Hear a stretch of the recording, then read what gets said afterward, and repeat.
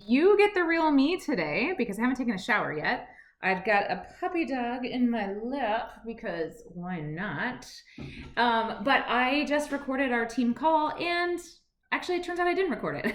So I'm making this quick video for you about how to find more leads for your business so that you can feel empowered to continue to grow your business. So what is a lead? In case you didn't know, that's business terms for potential customers. And when we get to the end of each month, if you're feeling that squeeze, like, oh, I didn't reach my goals, or it was higher last month and it wasn't this month, like this is kind of how network marketing goes. If you build lifelong customers, they will stay. But the problem is sometimes life happens and customers have to reduce their orders or walk away for a while, and the economy doesn't always help. But building this business does help in this economy. And so I want to teach you how you can find more leads, because that is always the solution to being low on your goals, is to find more leads that will generate more customers. So I'm going to give you 3 tips today. And so the first one is to pray. If you're a Christian, this works really well. If you're not, you can just listen and move on. But what I love about prayer as a Christian, and I sometimes feel a little weird in business praying because it feels like, well, is this important to God? And the thing is, whatever is important to us is important to God, and God knows what's best for us. So he can still provide for us even if we don't reach our business goals, but business gives us another way to partner with him and see him at work. And so I often pray about my business goals, and I've always seen him provide for me, whether I reach my goals or I don't. But this month in particular, I was looking to get my 3 new customers because of the bonus that we get as we add 3 new customers each month. And the people I was talking to, because I was talking to, I would say about 6 people, which is always best because it gives some wiggle room for people to say no. I had 6 hot leads that I had been talking to for a while, and some of them it just wasn't the right time and all the things. And so it was like, I just needed 1 more, and I didn't know where they were going to come from. It was the end of the month. And literally yesterday at church, I had someone come up to me and say, Alyssa, do you still sell Shaklee? I was like, yes. I don't know how you didn't know that, but yes, I do. I'm happy to help you. And they had been talking to somebody else who told them to talk to me. And it seems random, but I don't believe things are random. And so that was where that came from. And I believe it's because I pray for my business. So I encourage you to pray for your business and partner with God in your business. So that's the first tip.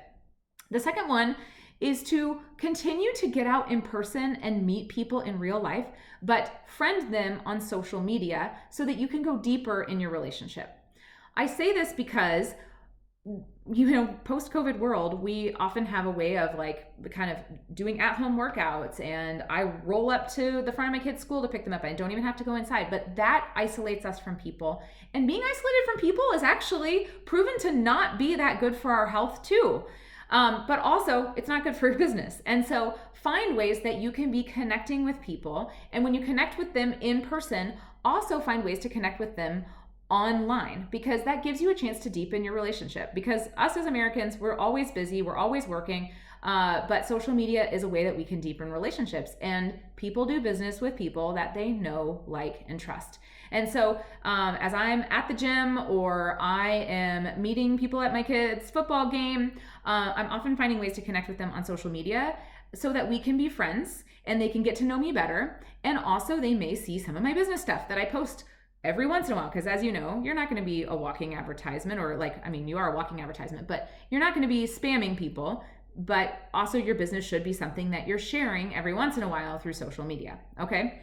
So that's the next thing, is get out in person, but convert those friends to online friends. And then the third is use your stories to start conversations. This is the thing about stories. If you ever feel overwhelmed with not knowing what to post, or you're totally overthinking what you post, I'm there too. But what I love about stories is it's only there for 24 hours. So if I post something ridiculous, who cares? It's only there for 24 hours.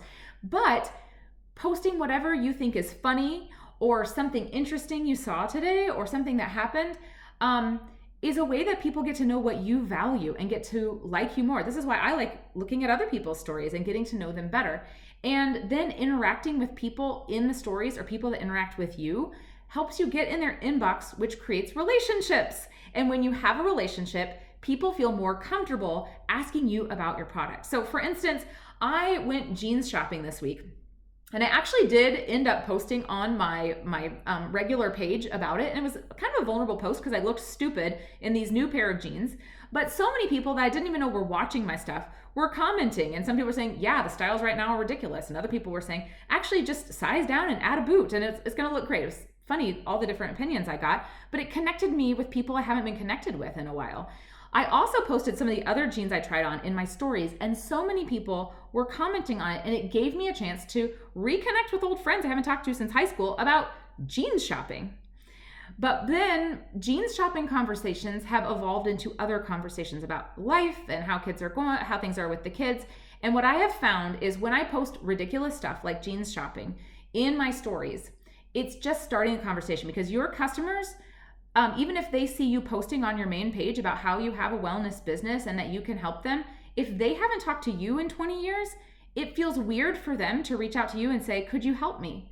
So, but if they're talking with you about jeans shopping or they're talking with you about whatever silly things you're posting in your stories, it feels more like much more comfortable. And that's often what happens. People say, I've been meaning to talk to you about this or that. And it's because we had a conversation about ridiculous stuff in our stories. So, what I love about this business is that it's always connecting me with people, and I love people, and it gives me a chance to learn from them and them to learn from me and to be a light. And not everybody's going to be my customer, but the right people will be, and I get to attract the right customers just by being who I am. And I just think that's so fun, the funnest thing about this business. So I encourage you to continue to be who you are, share more of who you are, share it in your stories, and be connecting with people through conversations and stories. And you will be so amazed at how your business grows through also, if you're praying as well, if that's something you believe in. But all these other things, watch it explode your business and tell me how it goes.